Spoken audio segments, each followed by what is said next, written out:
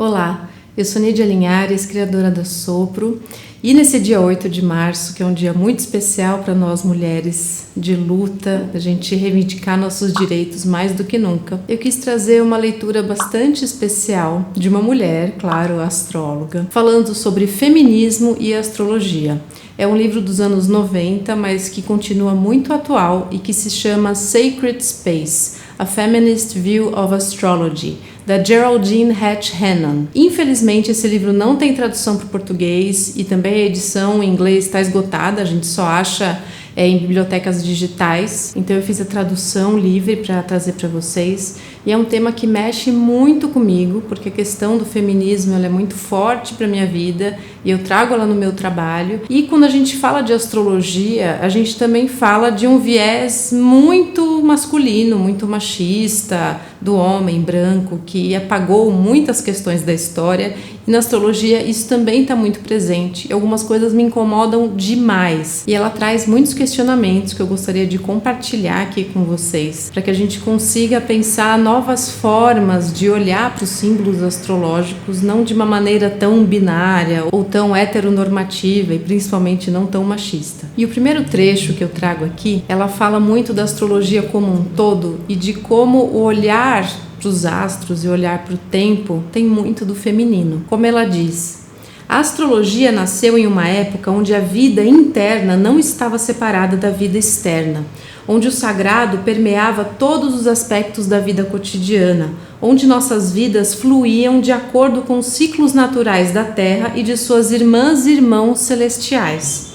Talvez este seja o maior presente da astrologia, porque os planetas costuram nossas vidas íntimas e coletivas numa tapeçaria infinita do tempo. A astrologia nos mostra o reflexo dos padrões do tempo entre luas novas e cheias e retornos de Saturno que tecem com os longos ciclos de Urano, Netuno e Plutão e eras de 2000 anos. Pensar na astrologia como uma estrutura de tempo linear de passado, presente e futuro nos limita e nos confina dentro de um tempo masculino. Ao contrário, nós devemos lembrar que a astrologia é feminina, não só porque seus planetas orbitam ciclicamente, mas porque eles descrevem um processo. Quando nós compreendemos e aceitamos os processos nas nossas vidas sem uma vigilância constante ou alerta para o objetivo final ou resultado, nós nos movemos muito mais em direção a um tempo feminino.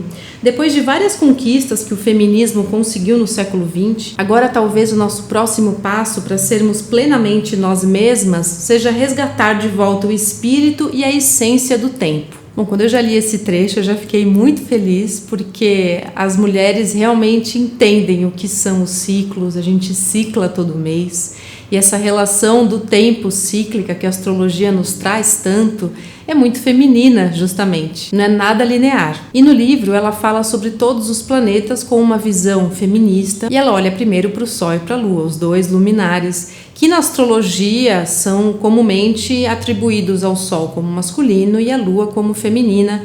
E isso sempre me incomodou muito, principalmente a questão do Sol. E, sobretudo, um dos significados dos dois luminares, que é a estrutura familiar, onde a Lua comumente simboliza a mãe e o Sol simboliza o pai. E ela começa justamente falando sobre essa questão familiar, dizendo assim: além do impacto do movimento feminista na estrutura familiar, o desenvolvimento da tecnologia na medicina alterou para sempre o processo de concepção, nascimento e parentalidade. O que era antes um evento singular que acontece entre um homem e uma mulher se transformou em experiência com várias pessoas. Então, as pessoas que estão encarnando desde o fim dos anos 60 foram concebidas, nasceram e foram criadas em uma infinidade de configurações. De mãe solo a duas mães ou dois pais, da adoção à barriga de aluguel ou barriga solidária, da guarda unilateral à guarda compartilhada, da família de núcleo único à família estendida de madrastas e padrastos,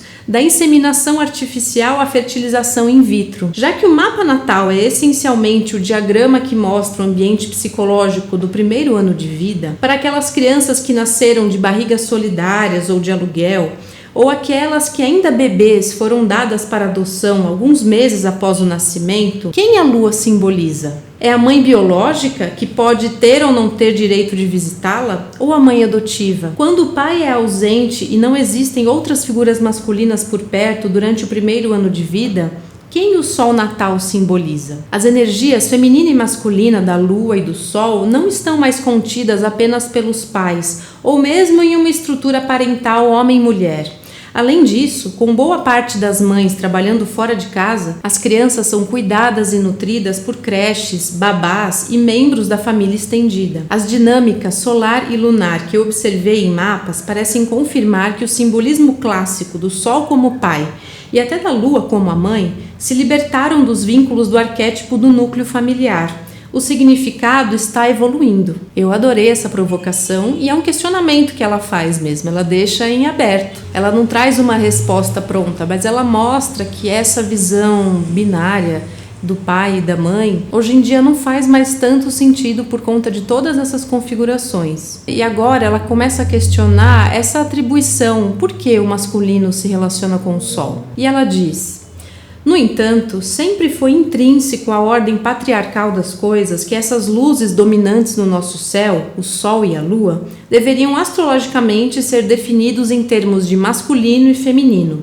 O Sol, ativo, cheio de fogo e alimentado pela própria energia, como sendo masculino, e a Lua, receptiva, refletindo apenas 7% da luz do Sol e absorvendo o resto, como sendo feminina. Eu sempre achei desconcertante que o Sol, que contém 99,86% da massa total do nosso sistema solar e cujos ventos solares alcançam até Saturno, deveria ser considerado exclusivamente masculino.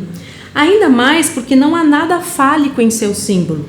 Um ponto encapsulado por um círculo, simbolizando o ego cercado pela alma. Como nos mostra o símbolo, o processo do nosso Sol é alcançar o centro da nossa alma, onde mora a luz interior da nossa essência espiritual e psicológica. Além disso, o círculo é o símbolo elementar do feminino enquanto útero ou receptáculo. O símbolo do Sol pode então ser visto como o útero contendo o ovo, a semente da nossa potencialidade. Na psicologia junguiana, o círculo é o símbolo da psique, do self, assim como o nosso desejo pela máxima completude. E é esse desejo de inteireza que é o processo básico do feminino. Apesar de nas antigas culturas japonesa, árabe, celta, germânica, norueguesa e escandinava o sol ser adorado como a grande deusa, no momento em que os primeiros escritos cuneiformes apareceram na antiga Mesopotâmia, onde nosso sistema astrológico se origina, o Sol se tornou conhecido como uma divindade masculina. Essa crença no Sol como masculino foi enfatizada depois durante a Idade Média e o Renascimento,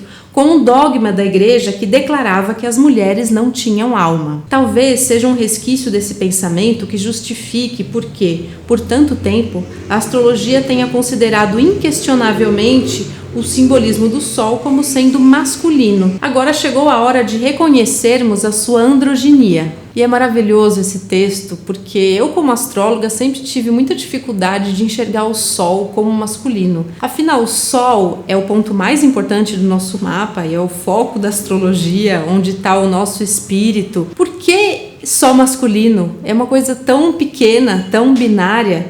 Ele engloba tudo. Realmente não faz muito sentido a gente confinar o Sol no arquétipo masculino, nem só no feminino.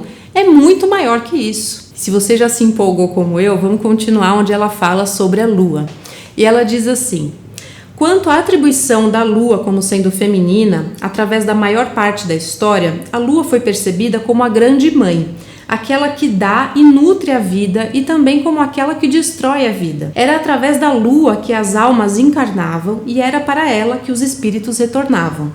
Para os povos originários norte-americanos, a deusa da lua era a anciã que nunca morre e era a verdadeira regente de todos os deuses e de todas as pessoas. Para os gregos, a lua nova crescente era a deusa amazona Ártemis, a lua cheia era Selene e a lua minguante era a vilã Hécate, a divindade da profecia e da magia. Para os romanos, a lua era conhecida como Lutina, La Luna e Diana, e era adorada como a rainha do céu. O culto a Diana era tão difundido no mundo pagão que os primeiros cristãos a viam como sua principal rival, E é por isso que na Idade Média ela foi chamada, junto de Hécate, de Rainha das Bruxas. O símbolo da lua, que é a forma crescente, é universal no mundo todo e através das eras, desde a Europa pré-histórica até o presente. Com os pontos crescentes apontando para a esquerda, é o pictograma que retrata a fase crescente mais fina da lua nova,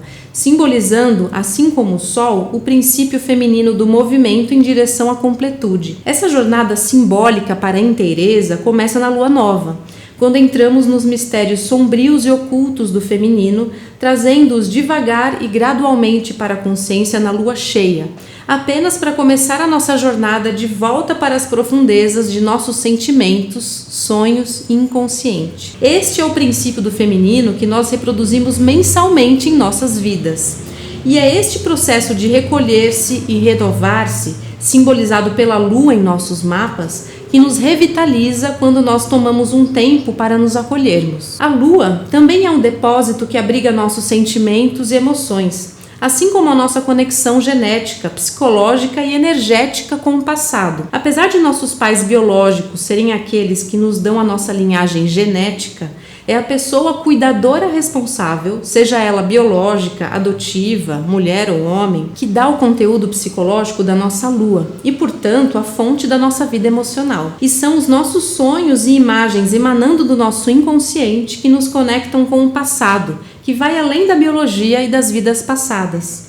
Essa natureza multidimensional da Lua é revelada através do signo e da posição da Lua no nosso mapa, sua relação com outros planetas e com o Sol, e também a sua fase no momento do nascimento. Eu adorei que ela trouxe nesse trecho sobre a Lua a questão de que não necessariamente ela vai simbolizar a mãe, mas ela vai simbolizar aquela pessoa cuidadora principal, que pode ser a mãe, o pai, a avó, uma babá, enfim, outra pessoa que não necessariamente é a mãe biológica. E o que esse acolhimento vai trazer pra gente em termos de conteúdo psíquico, que é muito rico. Bom, continuando sobre a Lua, ela diz: enquanto que o Sol simboliza a consciência central da nossa alma, a Lua representa o grande caldeirão da nossa subjetividade obscura.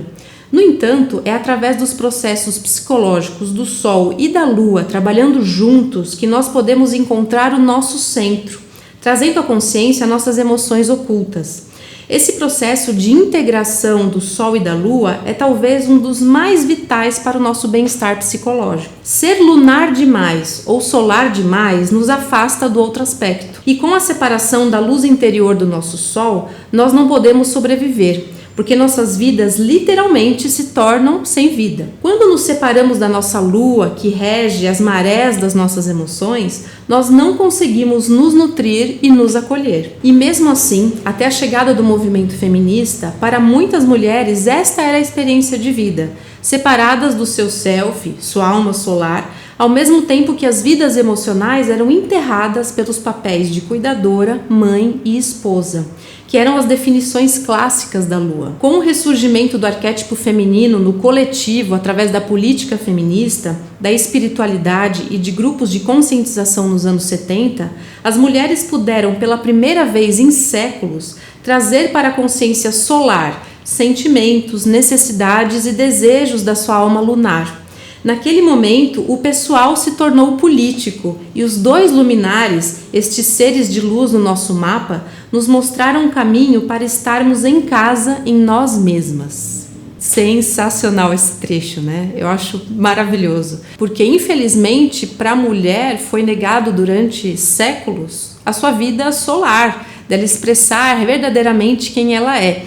Enquanto se a gente olhar pelo contrário, como a lua sempre foi muito o feminino, muitos homens não conseguem lidar com a sua lua, não conseguem lidar com as suas emoções e as soterram. E isso claramente não ajuda, porque eles não conseguem viver o sol deles plenamente. Isso só acontece quando a gente integra sol e lua. Olha quanta coisa a gente tem para pensar, e isso ajuda a entender por que tantos homens não conseguem lidar com as suas emoções, não querem olhar para suas emoções, não querem fazer terapia, na maioria dos casos, porque é como se não fosse o domínio deles, né? Esse é o domínio do feminino. E para nós mulheres nos é negado o brilho solar, a gente estar no mundo, realizar coisas e ser quem a gente é. E além do Sol e da Lua, que já é uma grande reflexão, eu gostaria muito de ouvir nos comentários como vocês se sentem a respeito e como nos seus mapas vocês enxergam o Sol e a Lua, principalmente dessa questão de estrutura familiar. Eu queria terminar a leitura de hoje com um trecho onde ela fala sobre Gaia, sobre a Terra, e algo que eu nunca tinha pensado e que é tão óbvio,